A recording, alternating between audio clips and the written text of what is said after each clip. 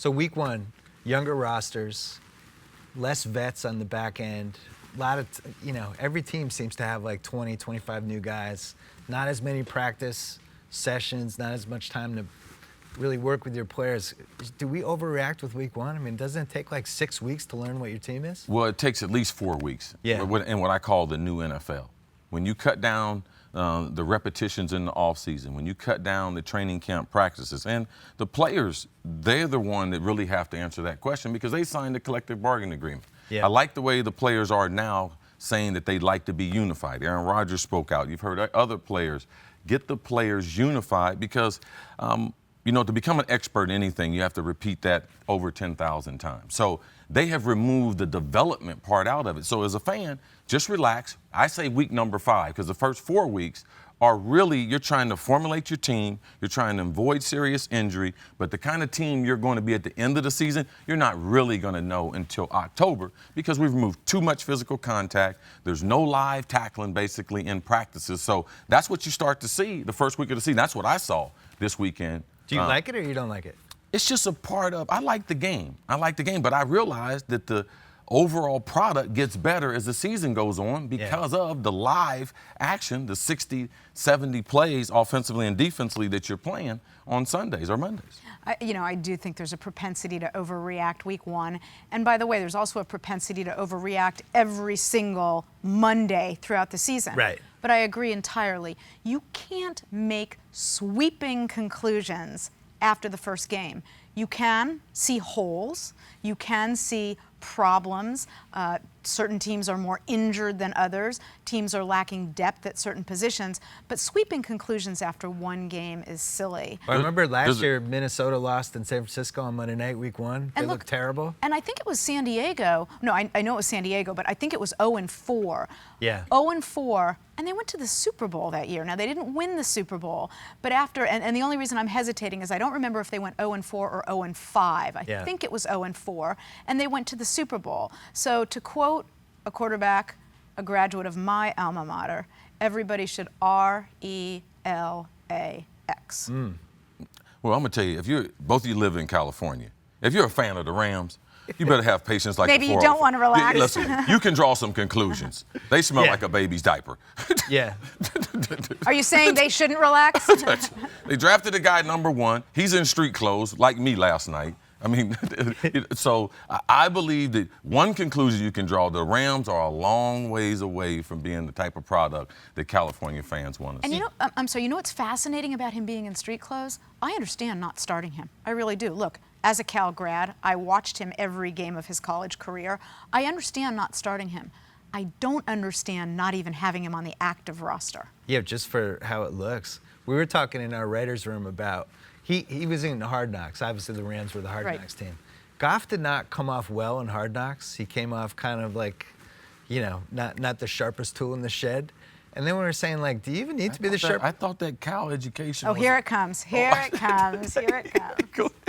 Well, we were saying, like, most quarterbacks sometimes aren't the sharpest tools in the shed. Like, I almost think we hide it, though. that. Yeah. We hide it. It's just like saying Goff is from Cal. I think we've heard that from Jay Cutler. Isn't he from Vandy? Yeah, but that has nothing to do with as far as his football IQ. Maybe that's part of being a quarterback. Things need to bounce off you. And here's what's interesting to me about Goff and whether he will succeed or not. Tremendous pocket awareness. Yeah. A very, very quick release. But he played in a system in college which is entirely different than what he will be asked to do in the pros. And look, Cal fan, I want him to succeed.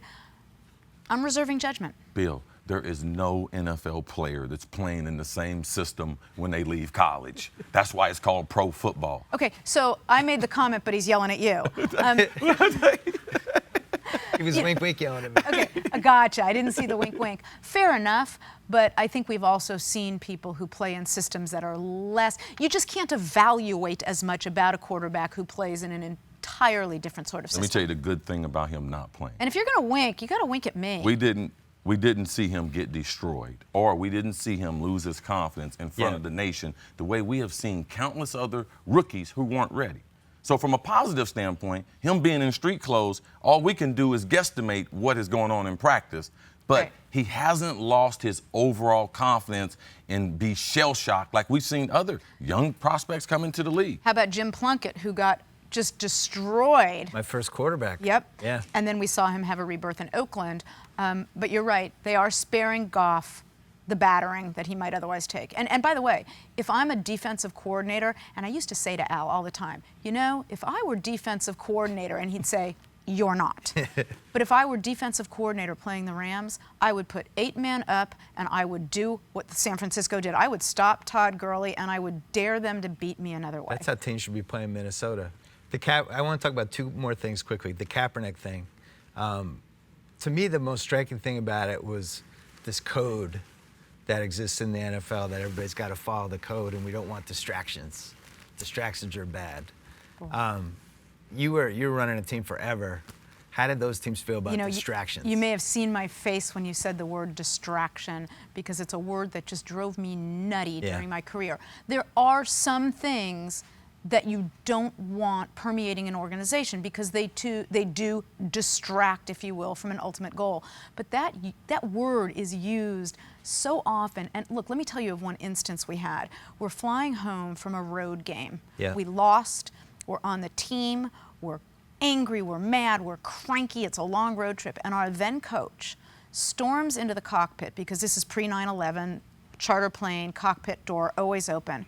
And I happen to be up near the cockpit, and he storms in and he starts berating the crew, the pilot, the co-pilot, because there's no candy bars. A certain kind of candy bar is not on the plane. And on the way home from trips, we always had candy bars in the galley, and there were certain kinds. And one brand of candy bar, which I'm not going to name because I don't know if they sponsor you, so I won't name them. We don't have sponsors. He's berating the flight crew because there's no candy bar and saying it's a distraction to the team. So I get him out of the cockpit and I said, first of all, these men, we're at 33,000 feet.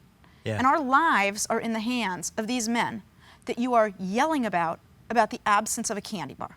So number one, let them fly the plane. And what are they going to do at 33,000 feet? Pull over and get you candy bars? But if you think that the absence of a certain kind of a candy bar is a distraction and has anything to do with whether or not this team is going to win, we've got bigger problems than missing candy bars. So I'm happy to talk about Colin Kaepernick if you want. I don't think it's been a distraction to that team. I think the 49er organization and Jed York have handled it magnificently. But teams throw that word distraction around too often. Well, I think that people want to put athletes in a box and don't want them to say anything. Kaepernick's experience in America is totally different than anyone else, and we need to respect that.